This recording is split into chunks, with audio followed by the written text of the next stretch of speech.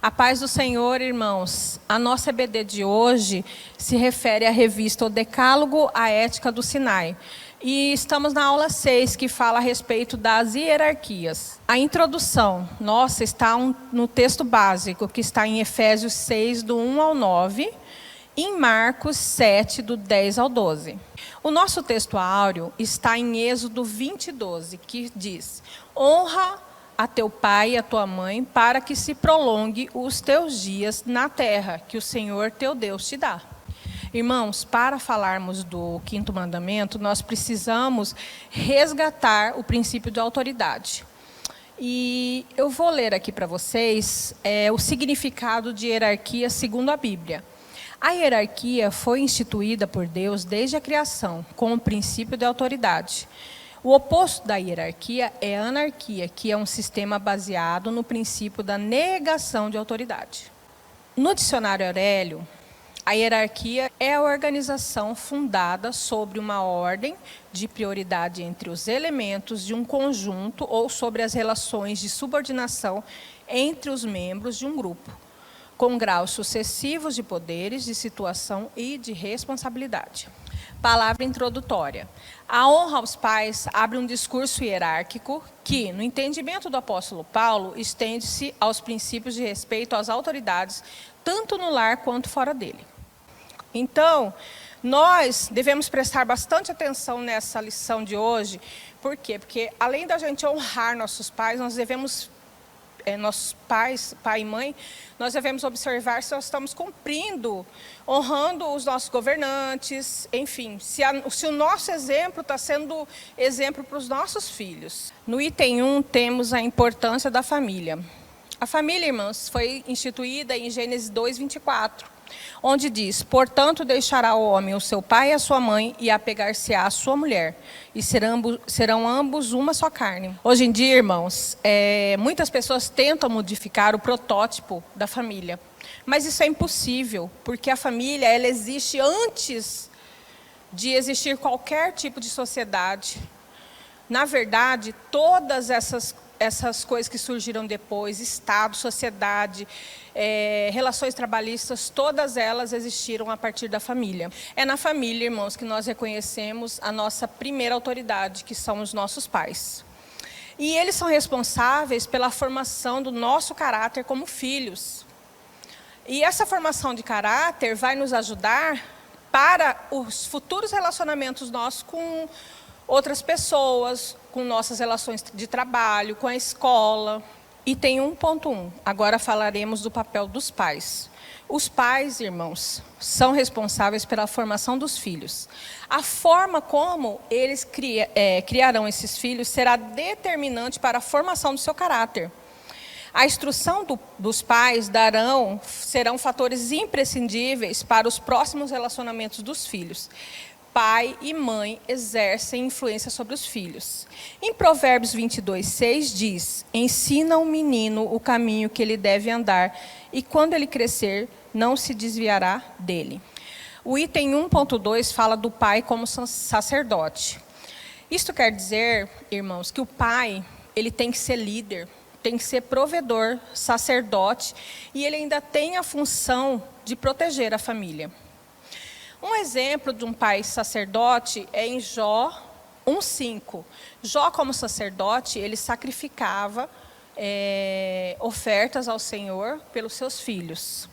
Irmãos, falaremos agora do papel da mãe. Por outro lado, parece que a mãe exerce um papel bem menor que o pai, mas isso era antigamente, na cultura hebraica, onde o pai tinha maior responsabilidade sobre seus filhos. A mãe, por seu lado, tem a responsabilidade de cuidar dos filhos, administrar o lar e tem que participar ativamente, junto com o pai, na educação dos filhos. Hoje em dia, vemos mães que fazem até mais do que isso. Além dela ajudar na educação, ela é provedora do lar. Mas isso não tira a autoridade do pai como sacerdote. Falando em submissão. Não significa, irmãos, que a mãe tem um papel menor que o pai na educação dos filhos. Submissão significa que ela está sob a missão do pai. E os dois têm o mesmo objetivo, de preparar os filhos para serem tementes a Deus e prepararem eles para a vida. Item 1.3, os pais como educadores. Irmãos, entende-se que a educação é um gesto afetivo, então ela tem que ser realizada tanto pelo pai como pela mãe, que nós podemos ver repetidamente a palavra do Senhor em Provérbios 4, do 1 ao 4. Vocês vão estar vendo essa palavra no slide. Item 2.0, a quem se destina o texto bíblico? Irmãos, falando no texto áureo dessa lição, que está em Êxodo 20:12, que diz: honra o teu pai e tua mãe, para que se prolongue os teus dias na terra que o Senhor teu Deus te dá. Ele não fala só do pai e da mãe, ele vai além desses conceitos de obediência, mas fala também dos cuidados, referindo-se aos nossos genitores com idade avançada. No item 2.1, nós temos a seguinte informação: como tratamos nossos idosos? Irmãos, nós sabemos que nós temos um aumento da expectativa de vida. E hoje em dia nós temos muito mais idosos. Segundo o IBGE, em 2009, a população acima de 60 anos, que é de 13,50%, deve dobrar para 24,5% nas próximas 2 décadas. Porém, irmãos, o que vemos hoje são idosos esquecidos em asilos, aguardando a hora da morte. Isso por famílias com famílias não por falta de condições financeiras, mas por famílias com falta de gratidão, pois elas esquecem que aquelas pessoas que elas deixaram no asilo pode ser seus pais, seus tios, e que um dia cuidaram delas.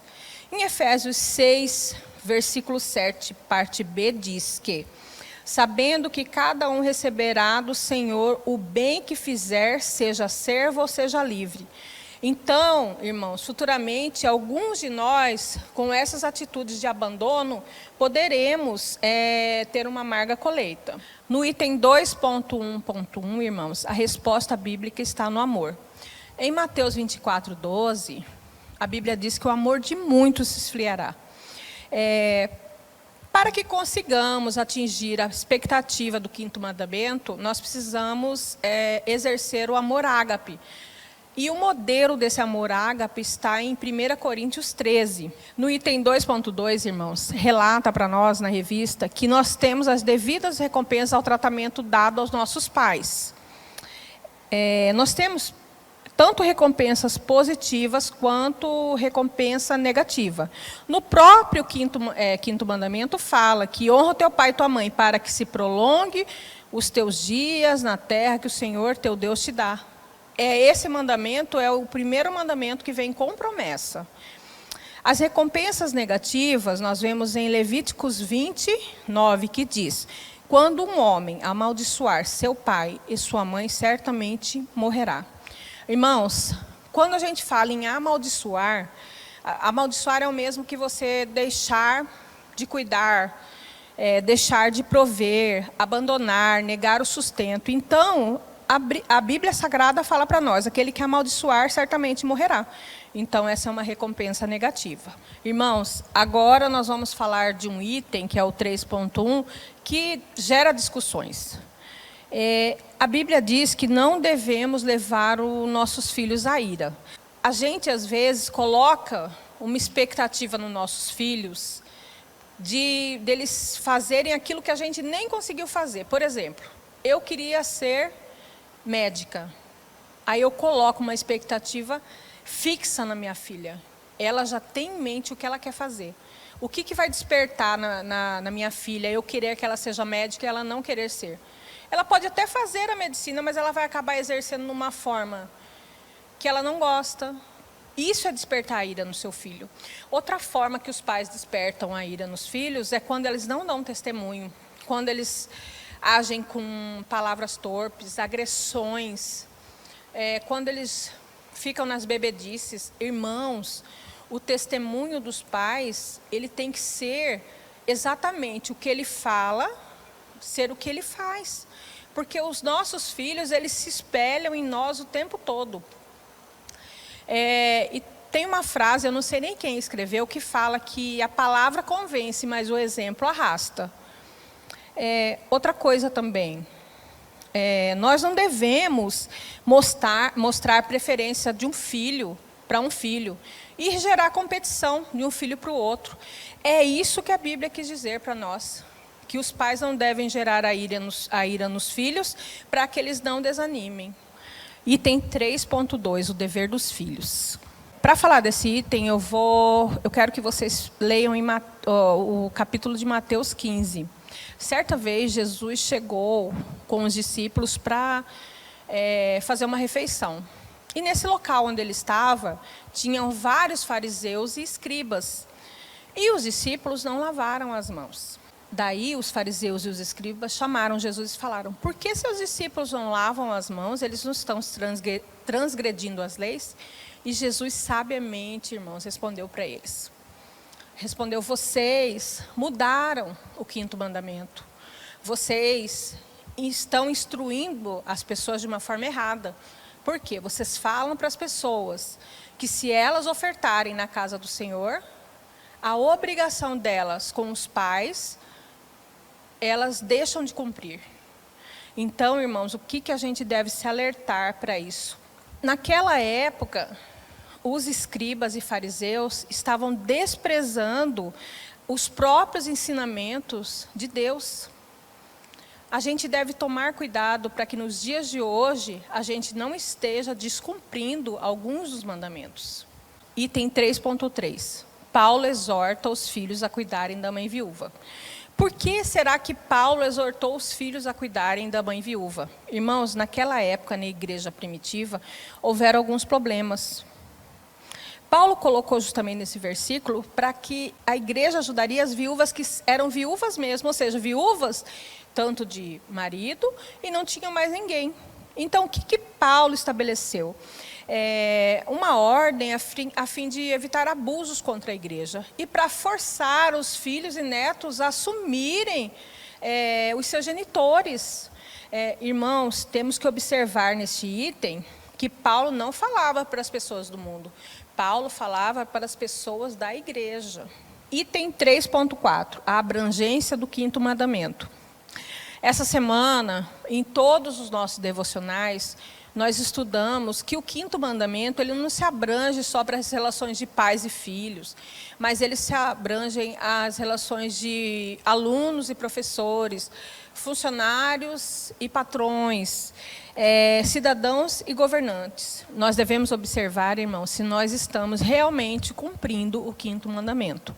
Irmãos, a conclusão da revista fala: o 5º mandamento ecoa nos dias atuais como um grito de alerta para que as relações familiares sejam salvas, pois a sociedade não sabe honrar os pilares do passado. Terá muito do que se envergonhar no futuro. Baseado na conclusão da revista, eu coloquei assim: essa geração, na verdade, tem invertido os valores e princípios que mantêm nações inteiras de pé. O 5º mandamento só vem para nos alertar, para defendermos as relações familiares, para que tenhamos um futuro próspero. Então, irmãos, ao meu ver, a sociedade de hoje tem invertido os valores e princípios que mantêm nações inteiras de pé. O 5º mandamento vem para nos alertar, para nós defendermos as relações familiares, para que tenhamos um futuro próspero. E eu desejo a todos a paz do Senhor.